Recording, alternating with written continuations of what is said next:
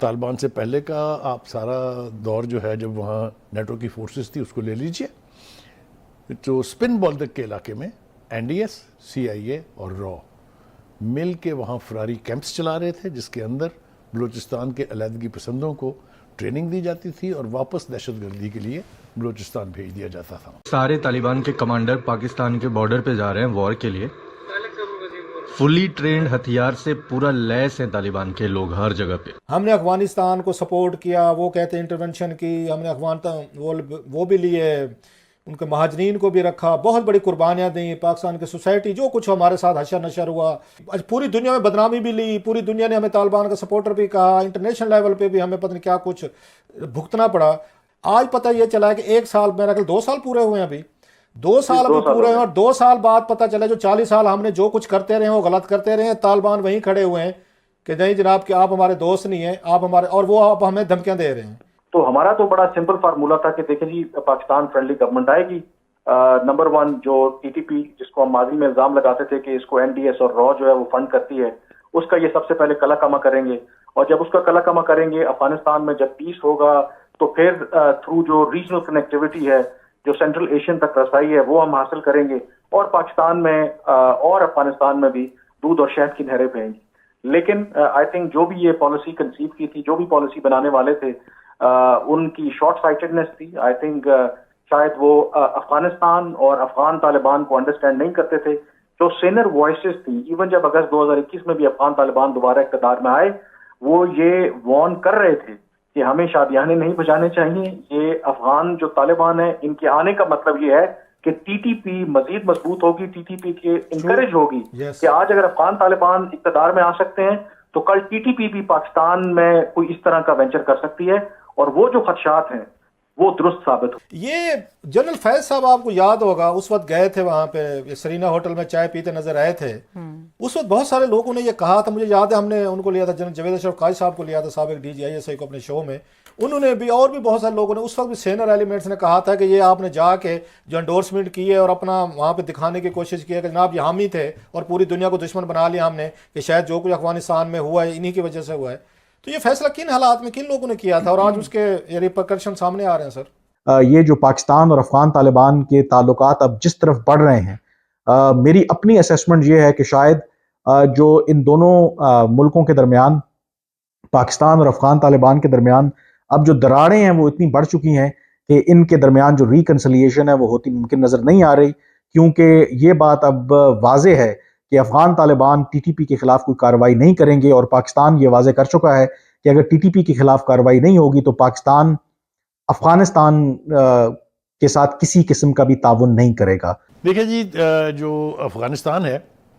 اس کی سرزمین پاکستان کے خلاف ایک طویل عرصے سے استعمال ہو رہی ہے۔ طالبان سے پہلے کا آپ سارا دور جو ہے جب وہاں نیٹو کی فورسز تھی اس کو لے لیجئے، تو سپن بولدک کے علاقے میں این ڈی ایس، سی آئی اے اور رو مل کے وہاں فراری کیمپس چلا رہے تھے، جس کے اندر بلوچستان کے علیحدگی پسندوں کو ٹریننگ دی جاتی تھی اور واپس دہشت گردی کے لیے بلوچستان بھیج دیا جاتا تھا۔ لیکن اب جو موجودہ صورتحال ہے، نیشنل سیکیورٹی کمیٹی کی بعد میں ایک میٹنگ ہوئی تھی، وہ جنرل فیض، جنرل باجوہ کی جو بھی پالیسی تھی، پیس ٹاکس کرنا ٹی ٹی پی کے ساتھ، ٹی ٹی پی کے لوگوں کو واپس پاکستان آنے دینا، اس پالیسی کو نیشنل سیکیورٹی کمیٹی کی جو موجودہ سول اور ملٹری قیادت ہے اس کو تھاٹ لیس قرار دیا تھا۔ انہوں نے کہا تھا کہ اس پالیسی کی وجہ سے پاکستان میں دہشت گردی کے واقعات میں اضافہ ہوا ہے۔ جب سے افغان طالبان دوبارہ اقتدار میں آئے ہیں، پاکستان میں دہشت گردی کے واقعات میں 60% اضافہ ہوا ہے۔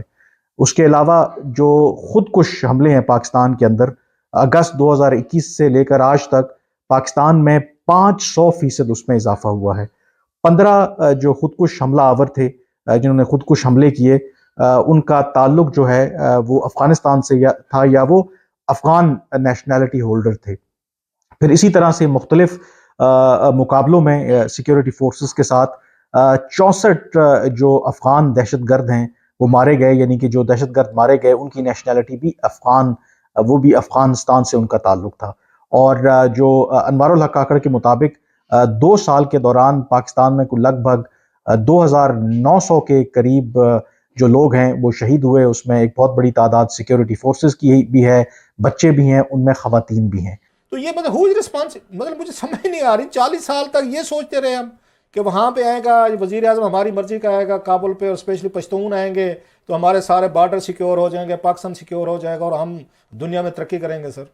اب حالات اس نہج پر آ گئے ہیں کہ جب افغان طالبان حکومت کی طرف سے پے در پے پاکستان کے خلاف بیانات آ رہے ہیں. اگر آپ حالیہ دیکھیں پاکستان کی جو کیمپین ہے غیر قانونی طور پر جو افغان شہری پاکستان میں مقیم ہیں ان کو واپس بھیجنے پر، اس کے حوالے سے ان کے جو عبوری وزیر اعظم ہیں، ان کے وزیر داخلہ، ان کے وزیر دفاع، ان کے وزیر خارجہ اوپر تلے پاکستان کے خلاف انہوں نے سخت بیانات دیے ہیں. ایون حقانی نیٹ ورک کے جو سربراہ ہیں سراج الدین حقانی، جن کے بارے میں ماضی میں کہا جاتا تھا کہ وہ پاکستان کے بہت قریب ہیں، ایون سراج الدین حقانی نے بھی پاکستان کے خلاف بیانات دیے ہیں، اور انہوں نے یہ کہا ہے کہ پاکستان کا یہ جو اقدام ہے افغانیوں کو، افغانستان کے شہریوں کو واپس بھیجنے کا، یہ ان اسلامک ہے. اور تحریک طالبان پاکستان کی جہاں تک بات ہے، انہوں نے یہ کہا کہ یہ جو ایشو ہے وہ افغان طالبان کے اقتدار میں آنے سے پہلے کا ہے، اور